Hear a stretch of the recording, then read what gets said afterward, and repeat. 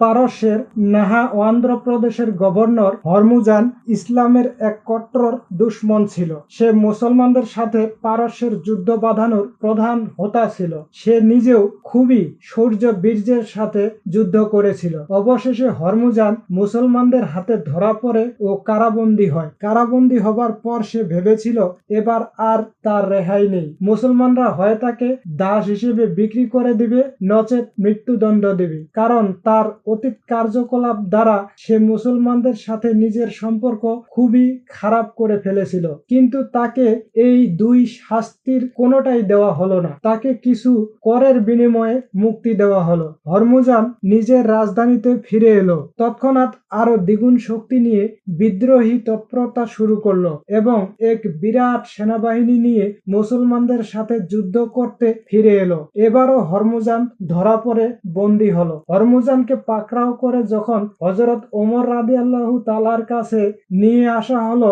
তখন হযরত ওমর তার উপদেষ্টাদের সাথে পরামর্শ করেছিলেন।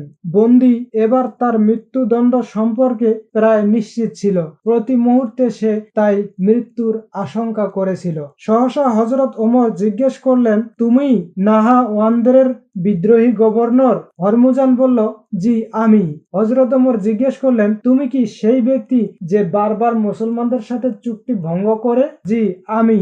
হযরত ওমর, এ ধরনের শাস্তি যে মৃত্যুদণ্ড তা কি তুমি জানো? হরমুজান বলল, জি আমি জানি। বেশ, তাহলে তুমি এই শাস্তি এখনই নিতে প্রস্তুত? হরমুজান বলল, জি আমি প্রস্তুত। তবে মৃত্যুর পূর্বে আপনার নিকট আমার একটি মাত্র আবেদন আছে। সেটি কি? হরমুজান বলল, আমি খুব পিপাসা বোধ করছি, আমি এক গ্লাস পানি চাইতে পারি? হযরত ওমর বলল, অবশ্যই। এ সময় হযরত ওমরের নির্দেশে তাকে এক গ্লাস পানি দেওয়া হলো। হরমুজান, আমিরুল মুমিনিন, আমি আশঙ্কা করছি যে আমি পানি খাওয়ার সময়ে আমার মস্তক ছিন্ন করা হতে পারে। হযরত ওমর বলল, কখনোই নয়। তোমার এই পানি খাওয়া শেষ হবার আগে কেউ তোমার চুলো স্পর্শ করতে পারবে না। হরমুজান একটু থেমে, আমিরুল মুমিনিন, আপনি আমাকে কথা দিয়েছেন যে আমি এই পানি খাওয়া শেষ না করা পর্যন্ত আপনারা আমার চুলো স্পর্শ করবেন না। আমি পানি পান করব না। এই বলেই সে পানি ঢেলে ফেলে দিল। এখন আপনি আমাকে হত্যা করতে পারেন না। হযরত ওমর রাদিয়াল্লাহু তাআলা মুচকি হেসে, ওহে গভর্নর, এটা ছিল তোমার চালাকি। যা হোক, ওমর যখন কথা দিয়েছে তখন সে তার কথা রাখবেই। যাও, তুমি মুক্ত।